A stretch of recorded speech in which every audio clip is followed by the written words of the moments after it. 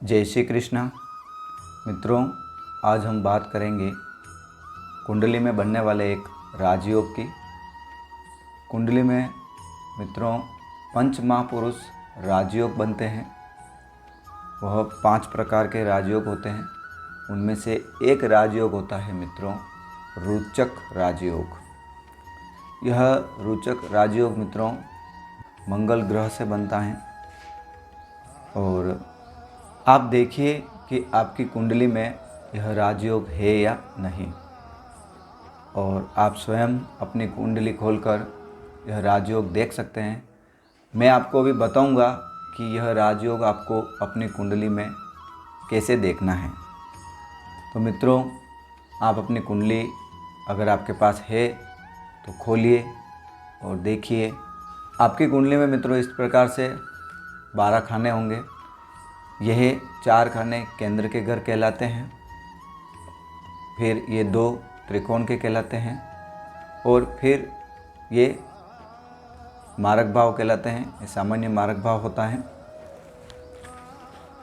इसमें मित्रों केंद्र के जो चारों ग्रह है उनमें मंगल यदि मेष राशि का हो, यानी कि यहाँ जो 1 का आंकड़ा लिखा है मेष राशि, या मंगल वृश्चिक राशि का हो, 8 का आंकड़ा लिखा है, या मंगल उच्च राशि का हो, 10 का आंकड़ा लिखा है। मित्रों मंगल इन केंद्र के चारों घरों में भले यहाँ पर हो, यहाँ पर हो या यहाँ पर हो, लग्न में हो, चतुर्थ में हो, सप्तम में हो या दशम में हो, और मेष वृश्चिक या मकर राशि का स्थित होता है इनमें से किसी भी एक स्थान पर, तो वह आपका रोचक नामक राजयोग बनता है। मित्रों कुछ बातें हैं मित्रों कि रोचक राजयोग होने के लिए कुछ कंडीशंस होती है कि ग्रह बली अवस्था में होना चाहिए, डिग्री अंश में मजबूत होना चाहिए, निर्बल नहीं होना चाहिए। इसके अलावा मित्रों जो ग्रह होता है वह पीड़ित अवस्था में न हो, यह भी उसमें ध्यान रखने की बात होती है। इसके अलावा मित्रों यदि कुंडली का लग्नेश मजबूत नहीं है तो भी वह राजयोग का संपूर्ण फल हमको प्राप्त नहीं हो पाता है।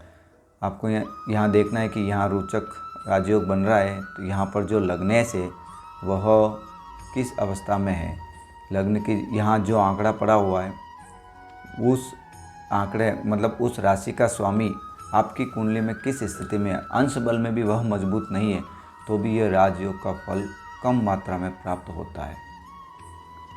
तो आप अपनी कुंडली खोल के देखिए। अभी मित्रों मैं एक चीज़ बताता हूँ आपको, ये कि राजयोग तो बन गया, आपने देखा हाँ राजयोग बन रहा है, उस राजयोग से होता क्या है।